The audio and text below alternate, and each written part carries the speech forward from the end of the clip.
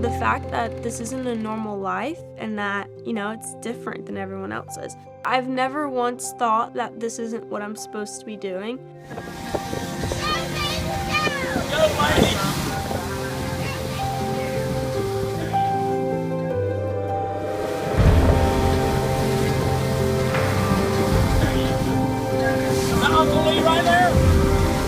Tell me what your name is and how old you are. I'm Lanie Buice, and I'm 11. My whole goal is to inspire as many people as I can because I think it's important for people to know that they can do anything that they put their minds to, and every dream is possible. Before we get to all the racing stuff, we got to brag on you for a minute. I know racers are very humble. You don't like to talk about your accomplishments, but there's kind of a big deal with you right now. So tell me what it is. I'm number 1 in the nation right now. Okay, number 1 in the nation right here. And I think as a female coming through the sport as well, it's another story to add on to it. It's kind of like a breakthrough moment in a way, and I just hope that it inspires younger females that they can do it. When you say those words, I'm number 1 in the nation, what does that feel like? I just can't believe it. I don't even know, I can't I can't feel it. How am I? It's amazing. It's gonna be hard, but you gotta keep pushing and you gotta break through all of these moments and show these boys that, hey, we deserve to be here.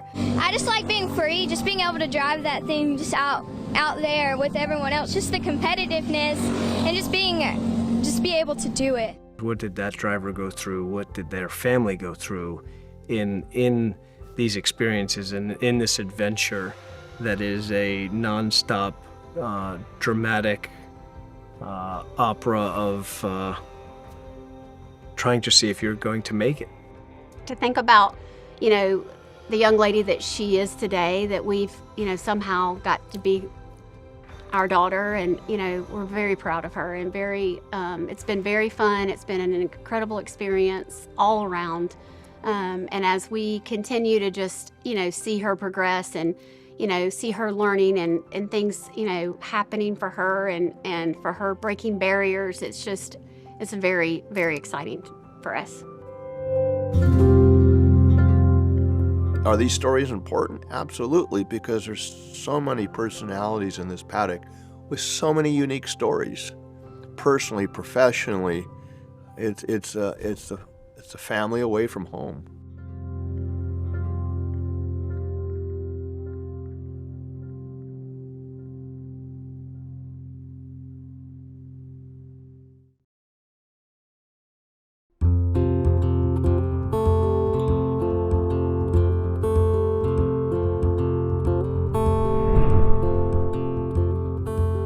It's pretty crazy when I talk about my story and how I've gotten this far and just all the things. It's pretty crazy to think about the fact that I just coincidentally saw a go-kart racing sign out the window one day and was like, that's exactly what I want to do.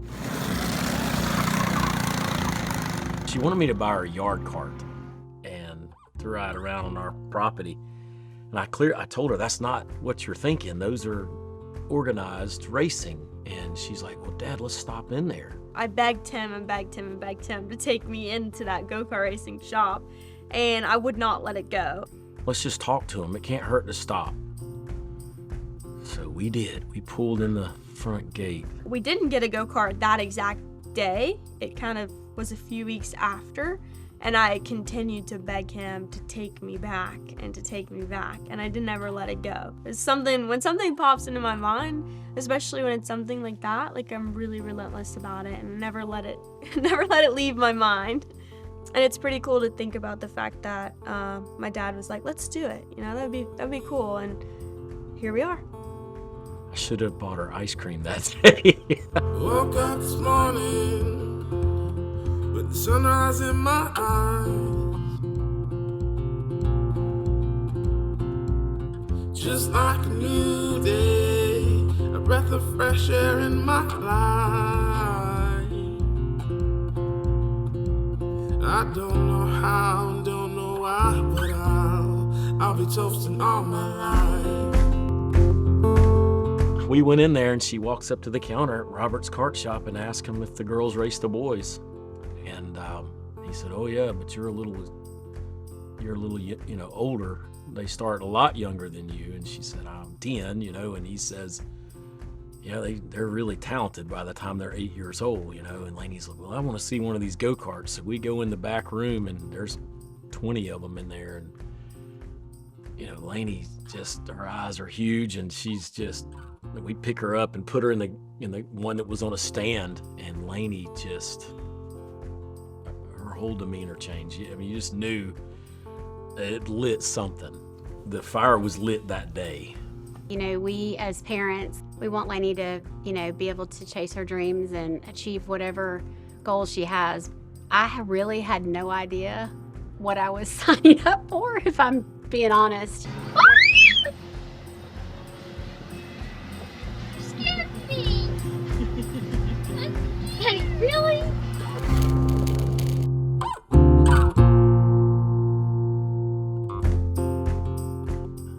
Tells me that these go-karts run 50 to 55 miles an hour at the local track in Barnesville, Georgia, and it's hard for me to believe because Lanie was about 60 pounds. He told us that the go-karts locally on the track north of Atlanta would run much faster than that in the 70 mile an hour range. Daddy, I want to do this. I said, "Babe, I'll buy you a go-kart, but you're going to go home and talk to your mother and get her approval because I'm not on this by myself." So she, as we're talking, I told her, "Do not tell your mother 70 because we're not racing there, but you got to be honest with her and tell her 50 or 55 because your mother's going to ask." So sure enough, we get home and that's the very first question because Lanie was relentless. I mean, she was in her mind that she was going to be a go-kart racer. I always relay back to that and just how grateful I am for the fact that, I was kind of given that passion for it out of nowhere. And it kind of, gave this little spark in me to want to drive race cars. And thankfully enough, my parents were somewhat supportive of it at first. My dad was all in, but my mom really wanted to do everything she could to keep me away from it. She's relentless. She always has been. When she gets something on her mind, she is not going to let it go until she gets what she wants. And so she just stayed after me like she did about a lot of things. And I just got tired. And I was like, you know what? Fine. Fine. We bought her a used go-kart because we didn't think it would last very long. And it just went from there. I mean, Lanie got in it and it was truly insane. You could see her commitment immediately. Let the good times roll. One knee, one ring. Forever it's our show. I don't know how and don't know why, but I'll be toasting all my life.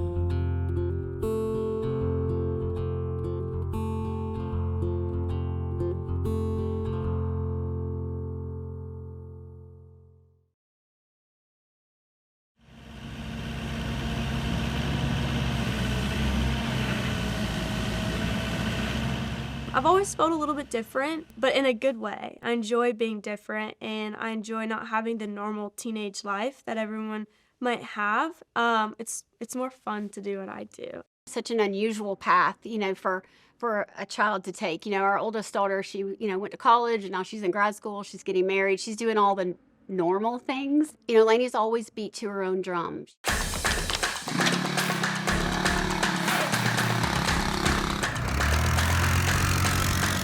For a long time, it was very hard for me to understand, and I'll be the first to admit I fought it. And I fought it, but I was just like, oh, you don't really know what you want to do. You need to play basketball. You need to play soccer. You need to cheer. You need to play volleyball. You need to go. You were doing all these things, and she did. She did them all. She was very good at them, but everything always went back to racing. Keep going from there. Keep going from back there.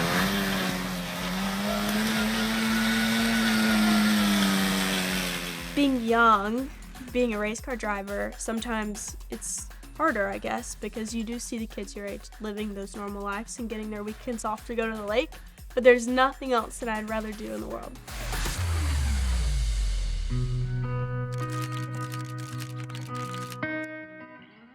I think Greg and I are very proud of the young lady that she is, and her grit and her determination and her will, and the sacrifices that she's made at 19 to be where she's at. And for her, you know, she's very goal driven, and she's just has foregone so many things that most 19-year-olds don't do, you know, but it's what she has wanted. It's what she wants. And you know, when she was, you know, 16, I'm like, Lanie, you know, don't you want to, you know, experience school, go to prom, you know, go to homecoming? And she's like, no, I don't. I want to drive a race car and I want to win. I saw it, and I came home and told my wife many times, she's not normal. I've never seen somebody with her passion. She's learning the language, because this is obviously different language on what the car's doing, but she just, I don't know, it's hard to explain. You kind of know, you kind of feel it, you know, listening to her talk. You just get a feeling of this kid knows what they're talking about, you know, versus someone that, you know, doesn't. I don't know, I guess being around long enough, you just kind of get a feeling for it. Greg and I oftentimes, you know, when we're at a track, you know, we'll, you know, step away for an hour or so, you know, while she's, you know, studying data and stuff. She wins it. Let's hear it for Lanie Buice with Team SLR. We look at each other and we're like, is this real? Is this really what we're doing? How is this real?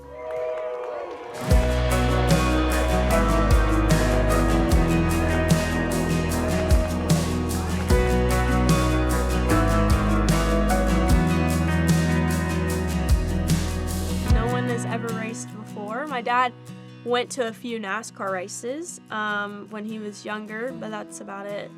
We actually grew up about 5 to 10 miles from Atlanta Motor Speedway. So I went to a few and I was young as well, but you know, when you're not in the racing world, you don't realize that there's a career in it, especially when you didn't even really know racing existed in a way.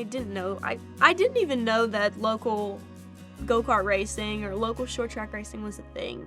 Not knowing any of that to coming all the way to where I am now, racing in Wisconsin and racing in all these states across the United States is just, it's insane to think about. You know, it's funny, I go back and I've tried to just dig into my brain about some things that, like, I didn't realize at the time, but we would go to the beach and Greg and I would sit on the beach, and, you know, she was probably 3 or 4 years old, and, you know, that they needed entertainment, right? They needed to be entertained. Well, Lanie would get on her knees and she would make a track in the sand around our chairs, and it was not necessarily an oval. I mean, she might do a little zigzag, and she would get on her knees and she would make Greg time her.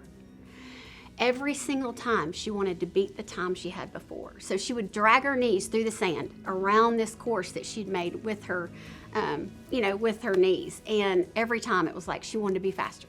And you know, at the time I had no idea, but looking back now, I remember that vividly.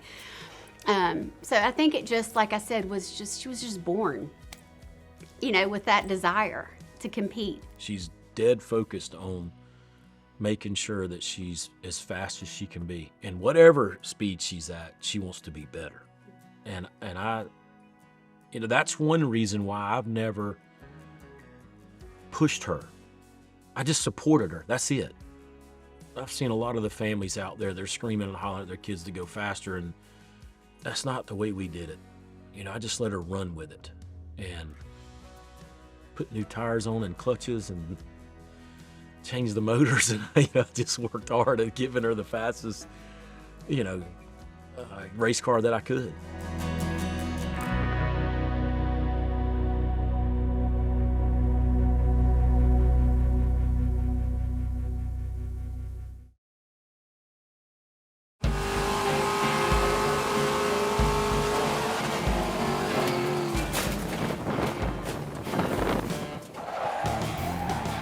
Wow, that I went for like a few 360s through the grass and everything, and then I was like, I gotta go back out. Like, I'm gonna go back out, and we're gonna put down another lap. Like, that's what this sport is about. Like, you can't be scared of anything. You kind of just gotta just go. You just gotta roll with the flow and just send it off in there and hope it sticks sometimes.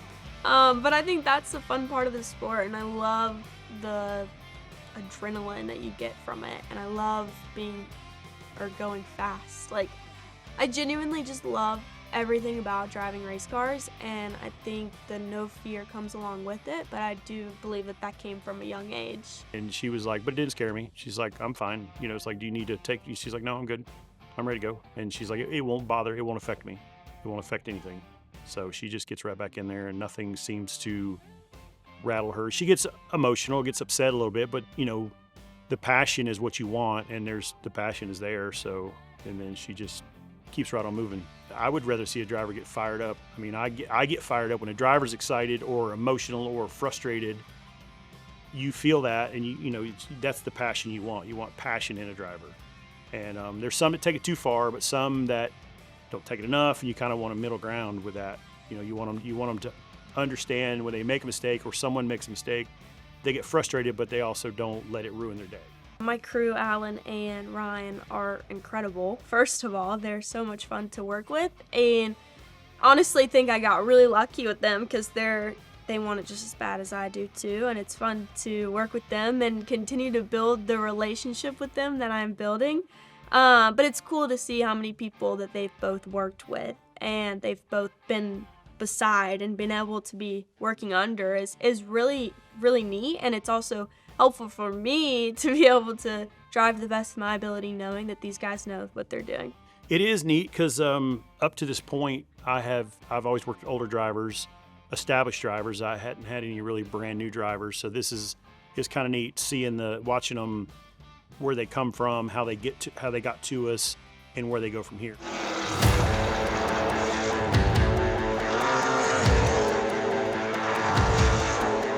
Ready. With Lanie, the ability to learn, listen, and apply. When I first met Lanie last fall in 2025, and she was very quiet, didn't ask a lot of questions, very polite, very proper, yes sir, no sir, you know, Mr. Becker, that type of thing. Very Southern, which is, you have to admire that.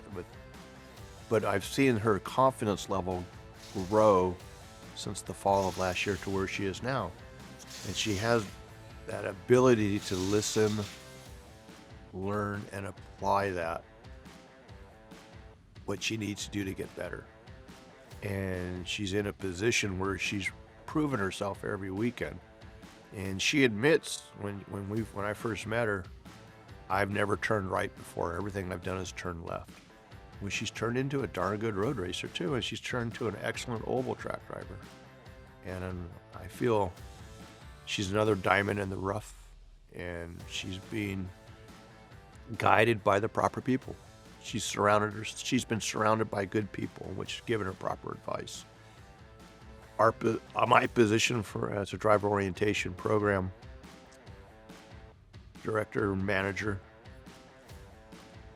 it's been a pleasure to work with her.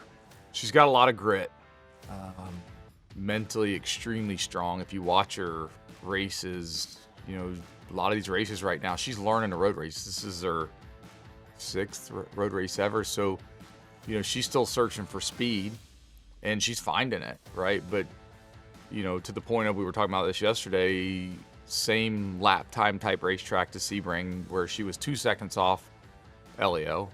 Elio's been getting better, and now here she closes the gap to second. You know, so that's massive amounts of progress in 6 weeks or 6 races, right? So but mentally strong. She'll run most of the race right now in traffic, having to figure things out, and doesn't make mistakes. And that's the kind of stuff it's really hard to teach, that mental strength. She's one of those talents that she kind of got an interest in it, and she's accelerated that interest to the position where she is now. Goes to show you the depth of her mental capacity and the talent that she has. And, you know, you look at the data, and her brake traces are on.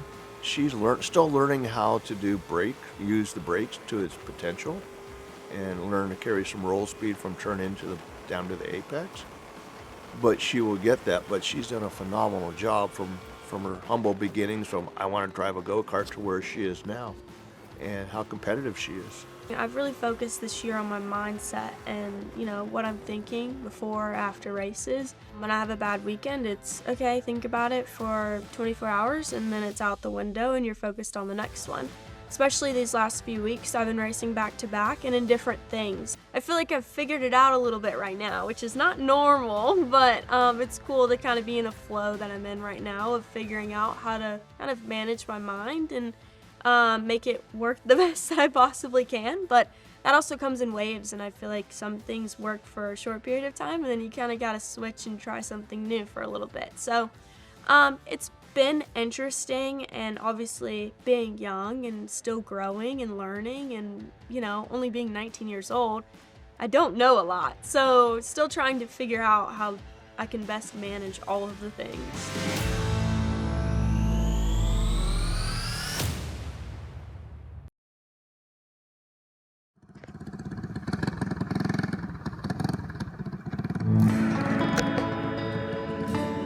First time we went to the track, since she was literally laughable, she was so slow.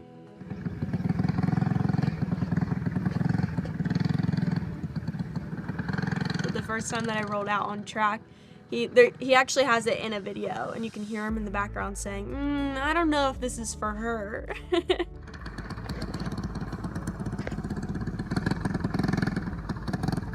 Because I was going so slow and I was so timid at first, which is crazy because I feel like I really don't have any fear now as I've gotten older, and I really didn't when I was younger either, but I guess maybe because it was so unknown.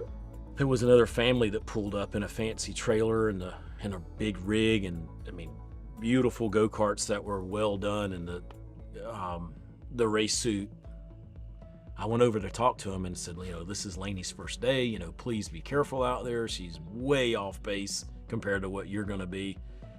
Well, that little boy didn't listen. He went right out there and went blasting by Lanie. And Lanie came off the track immediately and said, I want a go-kart like his go-kart. And I said, well, you're gonna race him. Your go-kart with a young man in it raced him last year. So you just gotta get up to speed, but get up to speed slowly. So Lanie goes back out there and ran off the track and slid everywhere that first day. And it was so much fun to see her passion. She couldn't understand why he could be so much faster, but he had been racing for years and years, at that point. So that lit it too, for sure. And that's all she wanted to talk about. That's all she wanted to do, is go back and practice some more. He'd call me and he'd be like, she's still on the track. It's like 4 hours later. Yeah, I made a lot of laps back in the day, and my favorite thing was to literally go until it ran out of fuel. I don't know why, but I loved making laps, and obviously that comes along with, building a foundation for being a driver. And I think all the practice that me and my dad did, we would go every Wednesday and go and practice. So I think that kind of made me who I am at the same time too. And obviously it was hard when I was younger, there wasn't really a big wave of females back then, so that was an aspect, but also just being so new to it. My dad didn't know what he was doing. I didn't know what I was doing. And when I raced go-karts, I didn't have a coach, so I was just driving, and I was just doing it because I loved it, and I was chasing wins, and that was kind of the fun aspect of it, that it was just me and my dad doing it. And I just loved it. I loved being at the track, spending one-on-one time with her and working on turning the wrenches on the little go-kart and trying to make it faster. And I stopped my whole life. We did a lot of fun stuff, a lot of cool vacations, and all that came to an end when we started racing. It changed our life dramatically because we raced a lot. I look back now, I don't know how we got here, but I wouldn't change anything. I would do it again.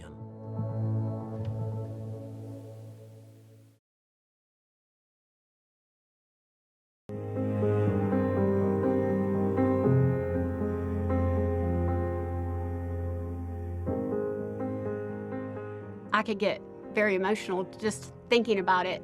There's been a lot of people, from the go-kart days to, legend cars to now to, being in Charlotte and the teams that, she's been put on and the relationships that we've developed in the family that we have developed outside of our own immediate family. Just the support has been unreal. And, I didn't understand this world. And now, looking back, it's like this is truly an incredible family, and these people, this racing it is an extension of your family because you spend so much time with them and they do pour into your children or our child, and they want her success. They want her to be successful. So they're giving her all the tools that they can possibly give to her for her to succeed. And so for that, it's really hard to put in words because she's our child. The Lord has blessed us in so many ways. I'm just so grateful for every opportunity and every way of how I've gotten here and the story that comes along with it, because I hope that I'm able to inspire people and to give them that same light, and I hope that my family in general can do that for people. It's pretty crazy to think about. I'm constantly saying thank you. I couldn't imagine how hard it is to make the sacrifices that they make. And even my sister, I have the most supportive sister as well. And they're just all incredible. My mom, my dad, my sister, they've made sacrifices that are not normal to make. Not only with their friends, our family, their business, just everything in general. They've made extreme sacrifices, and I don't really know how they do it, to be honest. Every one of these stories it's not just how they got from Matchbox cars to go-karts to race cars. It's a life journey, and almost always they're very touching. There's always a struggle. There's always a battle as you're trying to assert dominance in a sport that's all about asserting dominance. There's going to be pitfalls. There's going to be peaks and valleys along the way.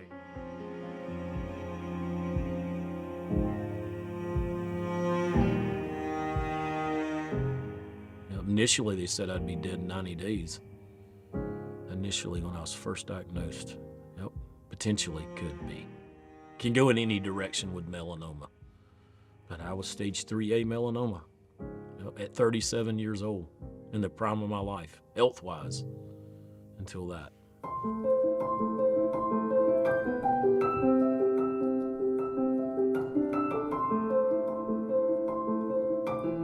They told us we wouldn't have any more children.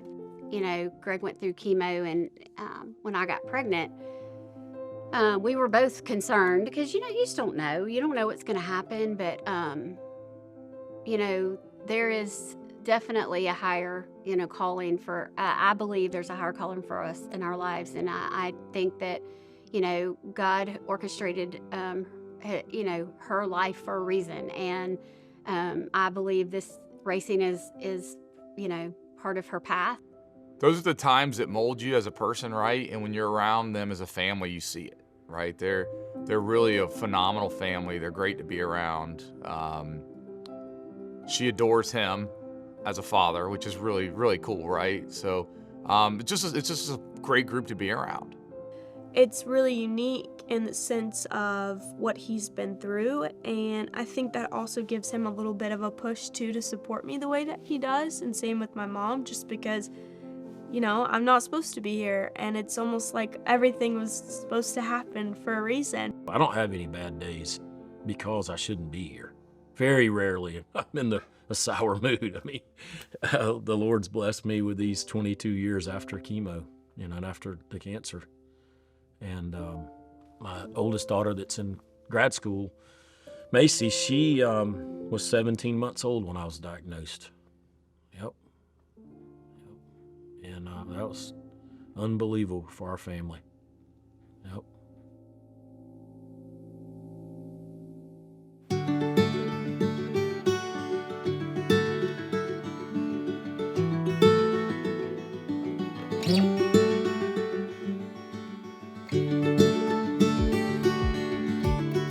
The only thing I can tell you is that I feel like, God's opened doors for a reason, and we trust him, and we are thankful that, we've been able to do it.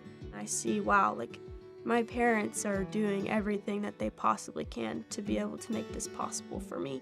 And so it gives me a push of being like, well, I don't want to let anyone down. This is it. This is the life that I'm going for. But it's a good feeling to have the people around me that I do. She found her calling. She definitely did.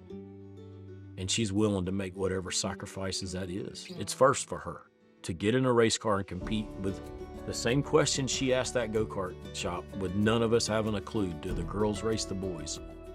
And her focus is to be as fast as they are, any of them. I think God, put it on her heart, and, I think it's something that, it's just in who she is, and, I hope that she gets to achieve every dream she's ever hoped for.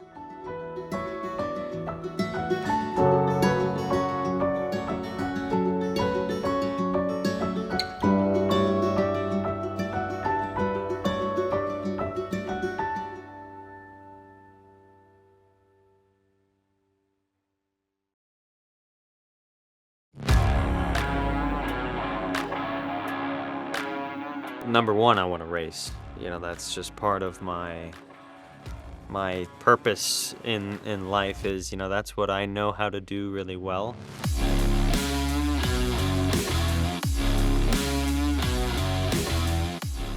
And if I'm not there, I feel like I haven't been fulfilled. So that's like, the driving factor for me, just racing in general, is that I love the competitiveness of it. If I'm not at that weekend, I'm just gonna dread not being there. Another one as well is Jace Denmark. I know he's come from the open wheel, similar to me.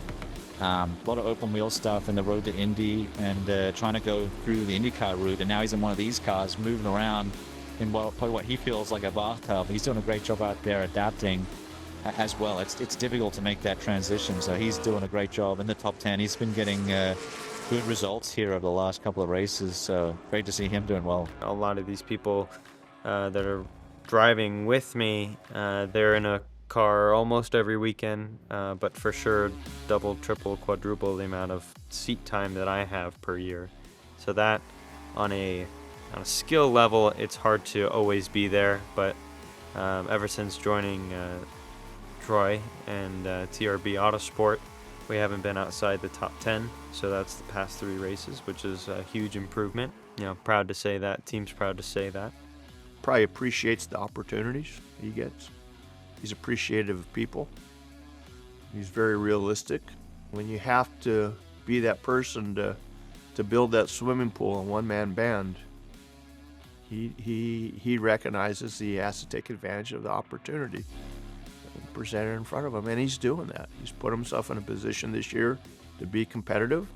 Steep learning curve, different type of platform that he's used to driving, completely different type platform, but he's doing well, and my conversations with the team, he's providing the right feedback, which means he's got a good head on his shoulders. Jace didn't even know he was driving this race until Wednesday night, 6 p.m. He found out he was going to be in an entry here. It's hard to describe to someone. I mean, like this weekend, I got in the car to drive here from Indy. I had been in Canada working, and had met somebody there that helped this weekend, but I didn't have everything, and I flew back late at night, drove early the next morning to come here, and still not knowing whether I was going to drive this weekend or not. And then Wednesday, 3 p.m. was when it got confirmed. Funds hit my account, and they stayed in there for like 30 seconds and left. And an hour later, I was registered for the event. And it might seem kind of simple when I describe it that way, but there's so many other factors around that. It's the series being able to register me for the race. It's Troy still bringing the car, and me talking with him like, yeah, hey, I'll cover my mechanic. Even if it doesn't happen, I'll make sure. I want to make sure he's there. So it's It's a lot just that goes into making it happen in my position right now. There's a certain drive that you need in auto racing to be a successful driver, and very often that comes with the need to find sponsorship. If you're able and you've got the guts to, because it is a humbling experience, honestly, chasing something and getting told no, no, no, no, no over and over again, to keep pressing on. That is an absolute requirement in this day and age. To make it happen the way that we did, there's just no turning back. Like, you have to have the mentality of, yes, I'm doing the weekend. Yes, let's get the mechanic there. Yes, let's order the tires. Yes, it's always yes, like, let's go do it. And then if it doesn't happen, it doesn't happen. My nose is to the grindstone every day when it comes to putting together the program. It just so happened that this one was very much on the edge, and we made it happen.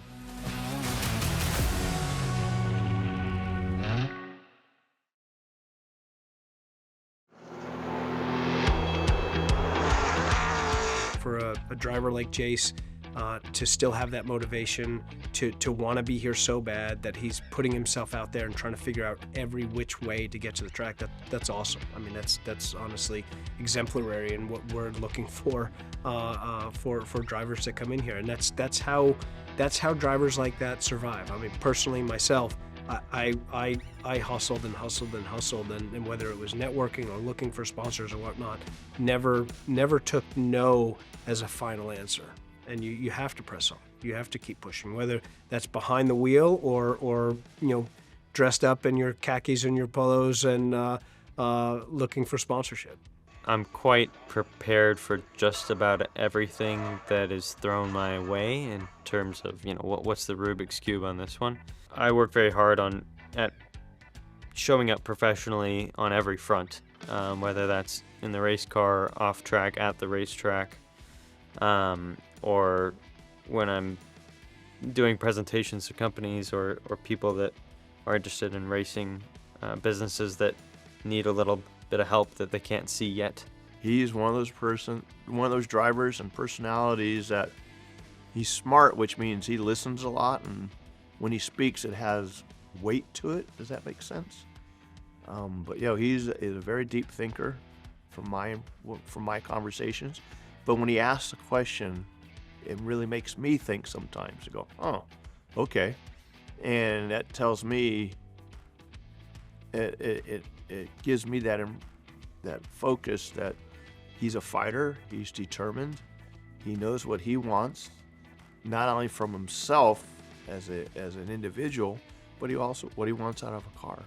Your business outside of the car is just as important as what you're doing inside of the car.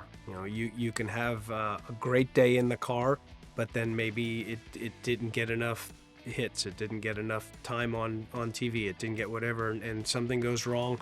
It just wasn't the flavor of the month for the sponsor that you had, and that can go away in an instant.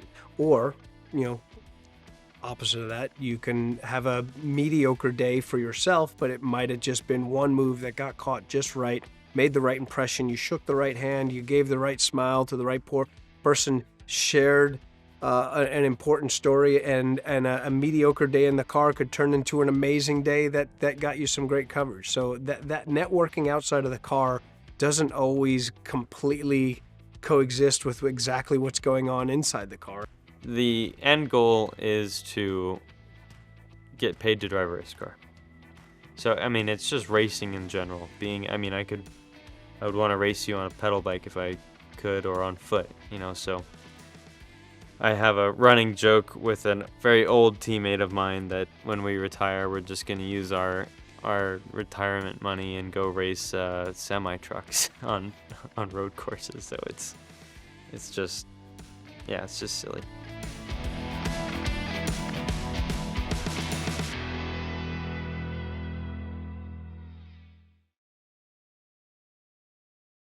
That's always the $1 million question, isn't it? One of life's great mysteries. How do you package yourself? I wish I knew the answer to that, because I wouldn't be in this situation if I did, right? There's no proper 1 + 1 equals 2, 2 plus 2 equals 4, 4 plus 4 equals 8. You know, the business aspect's 90% of motorsports, and 10% is driving. And driving's the fun part.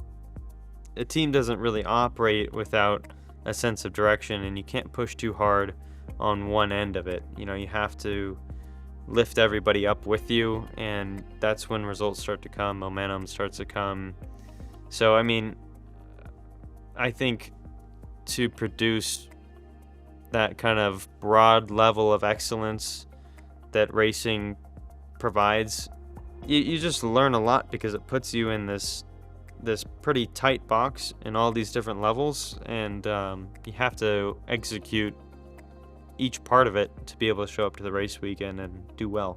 There's such a spectrum of possibilities in the racing world, from doing things that are local and inexpensive to doing a series like this, which is national and starts to get pretty pricey, to if you're, you know, that person who wants to extend into a professional motorsports career, it even gets more pricey how you do that. And everybody addresses the realities of their world, whether they have financial resources or they don't, or they have to find them differently. And that drives a lot of decisions in motorsports. I need a lucky break, almost, at least something where I'm not scrambling every weekend. That automatically kind of fixes your mindset for a season. To know that you're going to be at the racetrack all the time gives you that little bit more comfort, and gives you that time to really hone in on just the technical ability and driving skill that makes you that much better. Whether you're that person who is able to do everything that you want to do, which very few are, right? There's just not that many people that can do all that they want to do in motorsports, whether it's, you know, drive a different car or go to a different track or run 10 races instead of 3. Everybody's dealing with their own realities in this sport. You know, when you look at guys like that, I completely appreciate it. I know the struggle that they will have to make the next race. So I'm definitely smarter and tougher for it, you know, from it. Wouldn't be here if there was quit in me, you know, to be at the 11th hour not knowing if we were able to do that, and still making it happen. That's just the definition of it. That je ne sais quoi fighter in him? Yeah. He's a fighter. The money hunt or the chase or the scrambling before the weekend takes away from honing in the skill and ability. And that's, you know, there's only so many hours in a day. It's part of what's against me.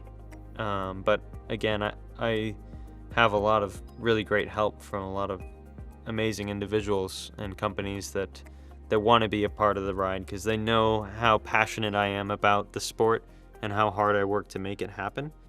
It's not ideal, but you know, you don't learn anything if everything's sunshine and rainbows, right?